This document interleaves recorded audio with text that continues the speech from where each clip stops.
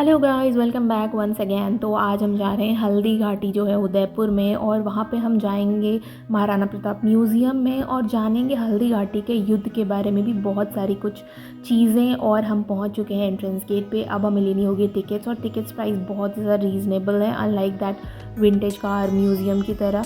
और ये must visit है जब भी आप उदयपुर जाएं। और अगर अभी तक विंटेज कार वाली वीडियो नहीं देखी है तो इसके बाद ज़रूर देखना। तो हम आ चुके हैं अंदर, और अंदर आते ही हमें मिलता है सबसे पहला बेस्ट पिक्चर पॉइंट। जी हाँ, ये बेस्ट पिक्चर पॉइंट है इस म्यूज़ियम का, और यहाँ पर आप सबसे बेस्ट फ़ोटोज़ निकाल सकते हैं क्योंकि अंदर आपको उतनी अच्छी पिक्चर पॉइंट नहीं मिलेगी। उसके बाद हमें दिखता है कुछ एंटिक्स कलेक्शन, ड्राइंग्स एंड एक मूवी जो कि 15 to 20 मिनट्स की है। ये उसमें बताते हैं महाराणा प्रताप के बारे में, और उसके पहले देते हैं एक इंट्रोडक्शन, जो कि यहाँ पे एक प्रोजेक्टर लगा हुआ है, उस पर वो 4 to 5 मिनट्स की एक इंट्रोडक्शन देते हैं। उसके बाद वो आपको अंदर ले जाते हैं हॉल में, और जो इंटरेस्टिंग पार्ट है वो चालू होता है इस मूवी के बाद। हमें देखने को मिलते हैं बहुत सारे प्यारे sculptures with a recorded voice, जो कि हमें बताती है कि इस मूर्ति में किस इम्पॉर्टेंट पार्ट को दर्शाया गया है, जो कि महाराणा प्रताप के लाइफ से रिलेटेड है। और बेसिकली ये युद्ध लड़ा गया था Mewar forces and Mughal forces के बीच में, जिसमें महाराणा प्रताप की हार हुई थी। उसके बाद उन्होंने अपना राजपाट छोड़ दिया था, वो जंगलों में आकर रहने लगे थे और योजना बनाने लगे थे किस तरह से मुग़लों को हराया जाए।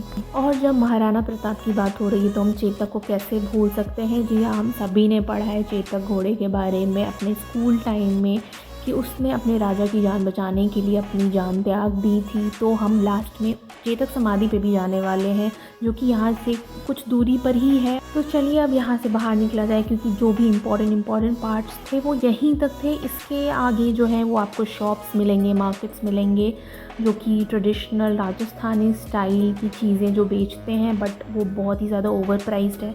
तो निकल के जब हमने देखा तो यहाँ पे ये इत्र की दुकानें हैं, और हाँ, आगे एक पॉन्ड है जिसमें बीच में कृष्ण भगवान की मूर्ति है, और वो है समुद्र मंथन से रिलेटेड।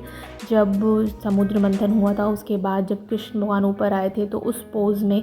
और यहाँ पर भी आप अपनी पिक्चर्स ले सकते हैं। यहाँ पर भी कुछ मूर्तियाँ बनाई हुई हैं, बहुत अच्छे अच्छे स्ट्रक्चर्स हैं। और मुझे लगा था कि ये कुआं है, नहीं, ये कुआं बिल्कुल भी नहीं है।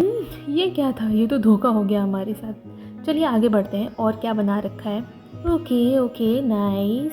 और ये है वो पॉन्ड, ये बहुत अच्छी जगह मुझे लगी। अरे ये ऊँट ये बीच रास्ते में क्या कर रहा है। चलिए आगे बढ़ते हैं। ये बहुत प्यारा है ना सच में। ओके, तो आप यहाँ पे बोटिंग भी कर सकते हैं, लेकिन जब हम गए थे तो ये शायद चालू नहीं थे, इसलिए हम ये कर नहीं पाए। और अब हम चलते हैं शॉप्स में। जिस शॉप की मैं बात कर रही थी बहुत ही ज़्यादा ओवर प्राइस्ड है। सामान तो बहुत अच्छे अच्छे हैं, हमें पसंद भी आया। और मैंने 2-4 चीज़ों के सामान के दाम पूछे तो वो बहुत ज़्यादा लगे मुझे, इसलिए आई वुड से कि आप लोकल मार्केट से सामान ख़रीद लें तो वो ज़्यादा बेटर है। और फिर हम आ गए अपने पिक्चर पॉइंट पे।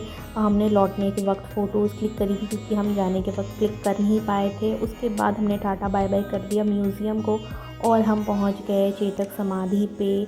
तो जो हमारे ड्राइवर थे उन्होंने बताया था कि यहाँ से कुछ दूरी पर ही एक नाला है, जो कि 21 फीट का है लगभग। उसी को पार करने के वक्त चेतक ने अपनी जान दे दी थी, जब वो अपने राजा महाराणा प्रताप की जान बचा रहा था। और यहाँ पे उसकी समाधि बनाई गई थी, क्योंकि वो उसको पार करने के बाद यहाँ तक दौड़ कर आया था, और यहाँ पे उसने अपनी प्राण को त्याग दिया था। और इसके अंदर आपको ज़्यादा कुछ देखने को नहीं मिलेगा। एक ये मंदिर है जो कि शिव टेम्पल है, और ये एक पीछे में एक बड़ा सा कुआं टाइप का है, और जंगल वंगल है। तो ये था हल्दी घाटी के चेतक समाधि और महाराणा प्रताप म्यूज़ियम का मिनी टूर। और आपको पता है इसका नाम हल्दी घाटी क्यों है, क्योंकि यहाँ की जो घाटियाँ हैं ना, ये देखिए, ये बिल्कुल हल्दी कलर की है, और प्रॉपर यहीं पर युद्ध हुआ था।